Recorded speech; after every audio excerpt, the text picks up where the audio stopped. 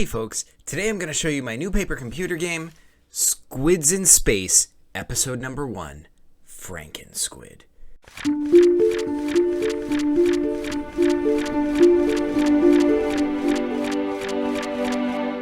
Now, as the title implies, this is the first episode in the Squids in Space series. It is a successor to the Squids in Forest series, which follows the character of Ari as he explores forests across the planet Shri. Well, we now saw in the PCG Balzac Lobotron that Ari has escaped from Shri, so this continues his adventures in outer space. But it does harken back to the events of the Squids in Forests series, and we'll see why. This squid in particular, we were calling this game FrankenSquid. It's got like scars on it like Frankenstein and the bolts in the sides of its head, and you'll see why that is. So the game starts with Ari. You play as Ari, and you're on this spaceship, which is Ari's spaceship. You have it because you're part of Balzac Lobotron's fleet, and you get a hail from this guy. This is Frank, and he is the dead squid that Ari encountered in the previous Squids in Forests games. Now, in those games, it was just a dead squid that Ari picked up and had in his inventory. And the last time he saw that squid, he used it as a decoy to lure the construct, which is like a vicious creature that was hunting him. He used it to like distract that thing for a second so he and his companions could survive. Well, the squid's back. He's been reanimated. Now he's called Frank, and apparently he has a body now, like a human body. So that's weird. But he wants revenge. He seems to remember the events of how Ari used him as bait, and in his words, left him for dead. Even though he was already dead. He was a dead squid. Even before Ari first found him. But regardless, this guy wants revenge on Ari, so he is now pulling Ari's ship in, and he pulls Ari and takes him aboard this ship. This is a new starship, and this is sort of like the map screen. You have to explore this to get to all the other rooms of the game. The whole game takes place within this ship. These like darkened regions, these are like rooms all throughout the ship. The bridge is here, and Ari starts here. So you're right in front of the bridge, but the bridge is cut off to you. And that's where Frank is. Frank, this dead squid guy, he's there on the bridge, and he's mocking you, but you can't get to him yet. So in order to get to him and take control of the ship, you have to go through all the other rooms and explore them, overcome the challenges there, and see what's going on there.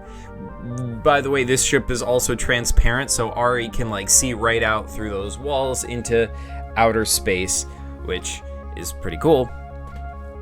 These are walkways that extend right out into outer space with no protection, and we'll see why that is a little bit later.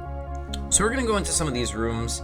This room is just basically an empty room with, some stuff on it, and it's got a door that goes out into empty space, and it goes onto this walkway over here. So this was this room over here. Now the thing is, if you try to walk out onto this walkway, you can't do it without a spacesuit. Now, even though there's no airlock, this ship is so advanced that it somehow holds in the atmosphere. So as you walk out onto that, out that door, the amount of atmosphere decreases and decreases as you walk out onto this walkway. But there's no visible force field or anything. There's no point where it just stops. It's just the amount of air decreases as you keep walking out onto this platform. This room over here is the sick bay, or at least that's what it seems like.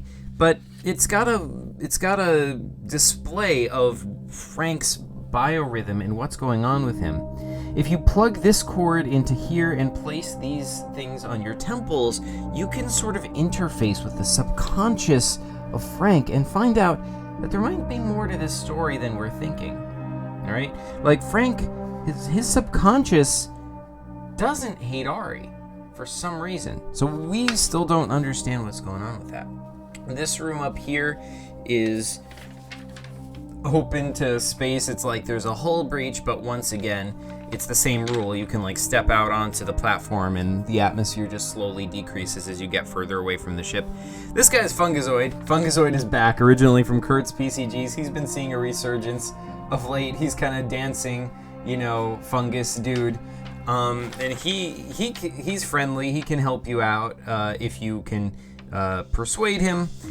We have over here, we've got this moldy pizza. It's left over from 1389 AD. This is just in here because I made this PCG on a live stream and someone suggested it, but it ended up being useful because it's been left over so long, it's totally moldy, and you can use it to bribe Fungazoid to help you in your travels. There's also a water bottle here that says PCG on it. This room over here, I believe that's this room.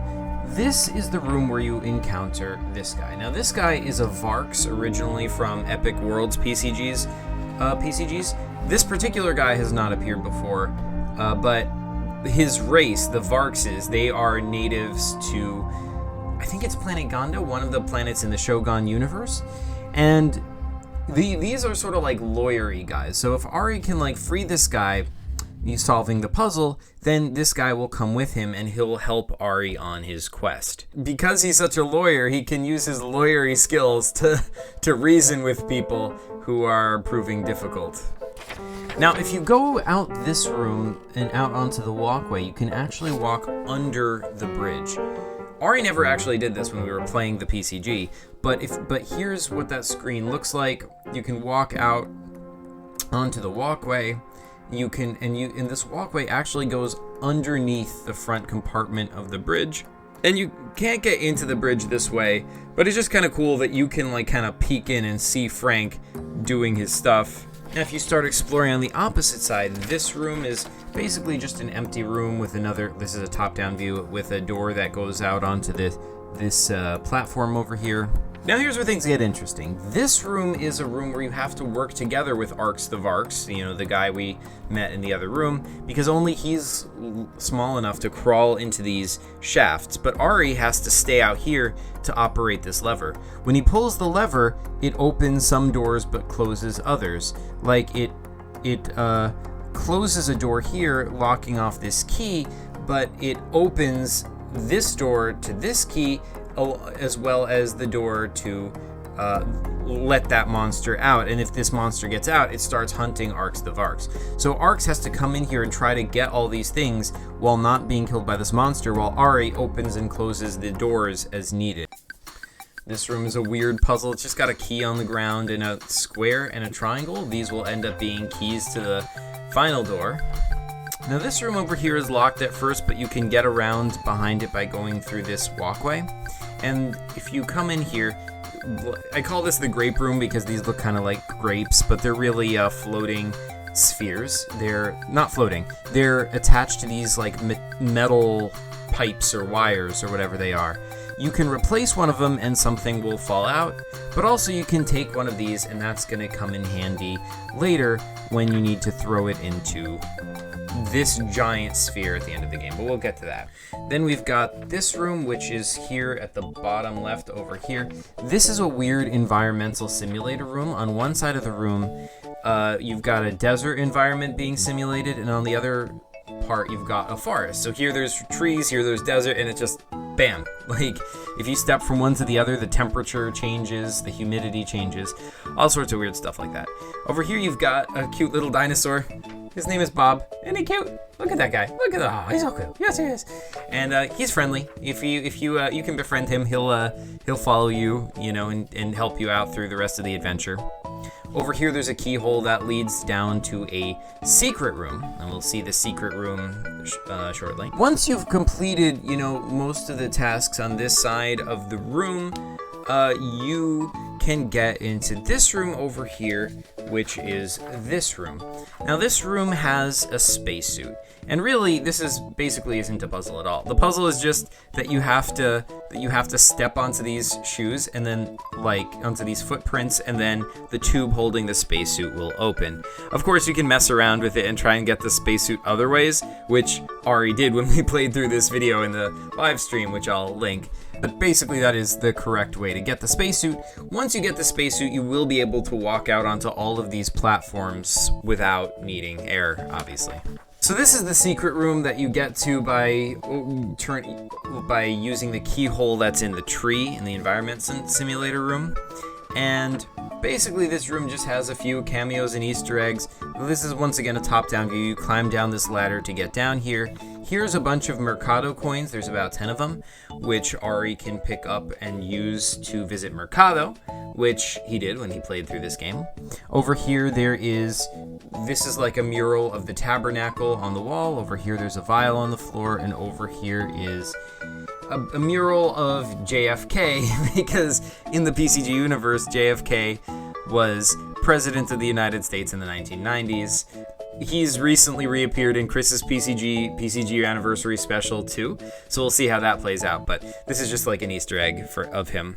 This is the walkway that goes underneath the ship over here.